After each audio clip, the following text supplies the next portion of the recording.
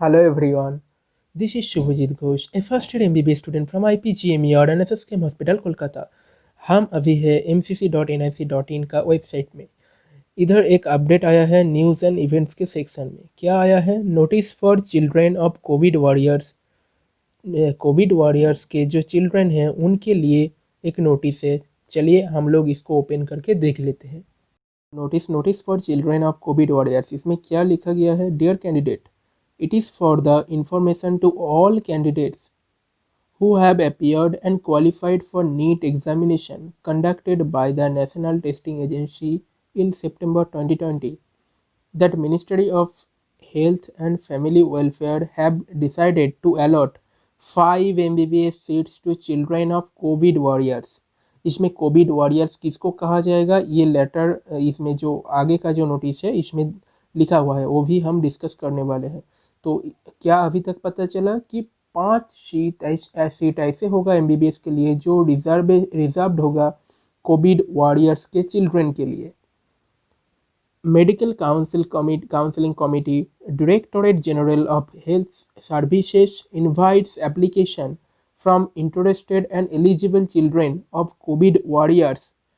इसमें Covid warriors मतलब ये नहीं कि वो कोविड इन्फेक्टेड हुआ है, वो कोविड वॉरियर्स का अगर मौत हो जाता है उस मामले में ये लागू होगा। सपोज ये आप पकड़ के चलिए कि आपका एक दोस्त है, उनके पिताजी या माताजी का मौत हो गया है जो एक कोविड वॉरियर्स था, तो उनको ये चांस मिलेगा, ये सीट उनको मिलेगा, ये सीट पर वो अप्लाई कर सकते हैं। ठीक है, through respective directorate of medical education, मतलब कि ये डीएमई का बात कर रहा है, और directorate health services DHS of their domicile states.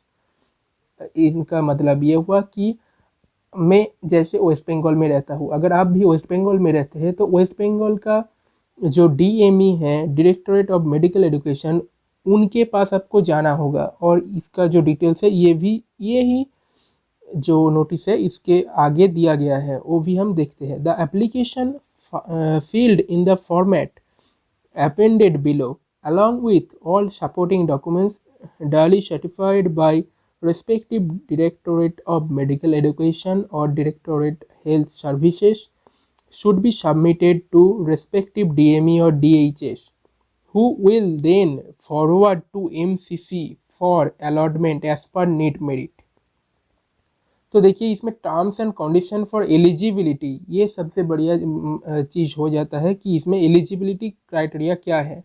Point number A में दिया गया है definition of Covid warrior as defined by the ministry of health and FW, मतलब कि family welfare, vide their OM dated 18/11/2020 and 23rd of November 2020 which is quoted below. तो ये जो bold में लिखा गया है ये उनका डेफिनेशन है कि किनको कोविड वॉरियर बोला जाएगा, मतलब कि वो कोविड वॉरियर है इनके हिसाब से। तो ये पॉइंट्स है उनके लिए, आप खुद भी ये पढ़ लीजिएगा और मैं भी आपको ये समझा देता हूँ। Covid warriors means public health care providers including community health worker who may have to be in direct contact and care of COVID-19 patients and who may be at risk of being impacted by this.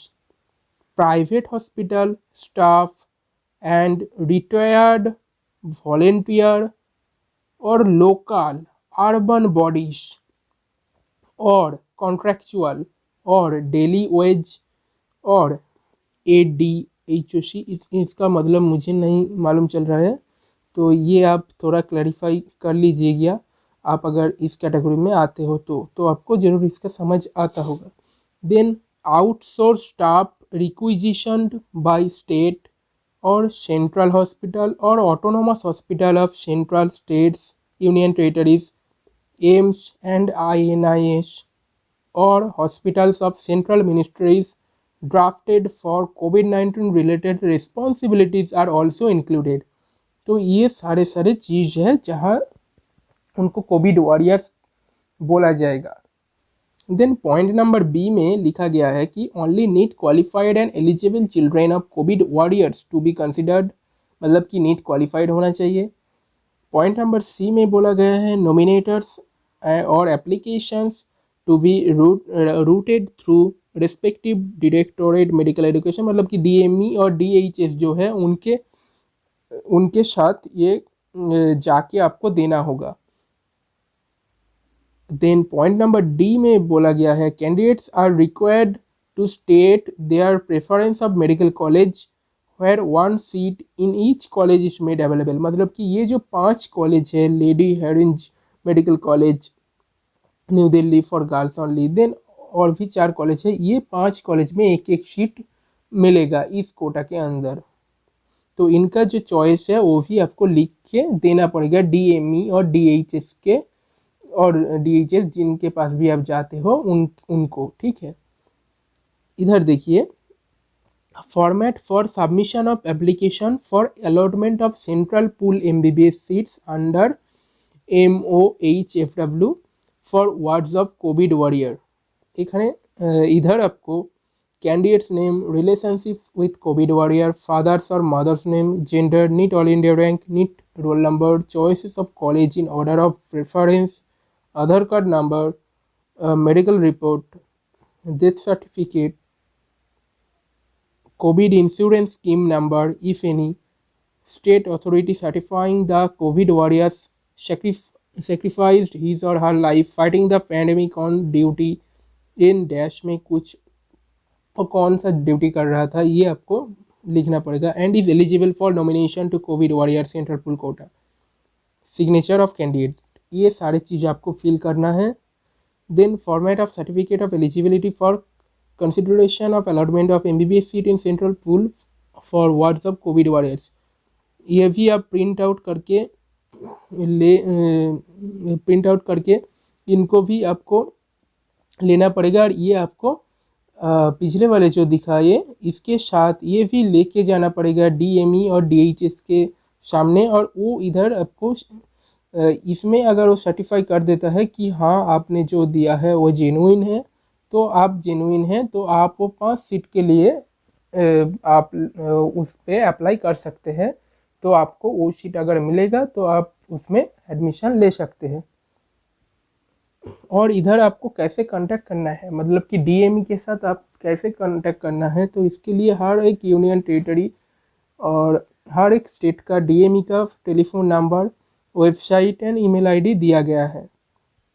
जैसे कि आप देख सकते हो हमारा जैसे मैं waste Bengal से हूँ, तो वेस्ट बंगाल का जो है वो आप मैं दिखा रहा हूँ, आप देख लीजिए, और सारे स्टेट का भी है, ये आप डाउनलोड भी कर सकते हैं पूरा PDF। वेस्ट बंगाल के केस में ये देखिए the chairman central selection committee, then ये पूरा चीज़ दिया हुआ है। तो I hope you all clear about it, and आप लोगों को ये जानना ज़रूरी भी है कि ऐसे कुछ कोटा होता है जो ऑब्वियसली होना भी चाहिए। जो कोविड के वॉरियर्स हैं उनके फैमिली के ऊपर से क्या क्या जाता है ये वही समझ सकता है, तो उनके लिए ये रिजर्वेशन बिल्कुल जायज़ है। तो ये चीज़ आप इन सबको आप ये वीडियो के थ्रू में बताना चाहूँगा कि अगर कोविड वॉरियर्स का किसी भी कोविड वॉरियर्स का बेटा या बेटी हो तो आपके लिए नीट में रिजर्वेशन है, और आपका दोस्त अगर कोई है ऐसे तो आप ये वीडियो उनके पास शेयर कीजिए, या फिर आप खुद ही बता दीजिए कि ऐसे कुछ है, आप ये अप्लाई कर सकते हैं। तो चलिए अभी के लिए अलविदा, फिर मिलेंगे किसी और वीडियो में।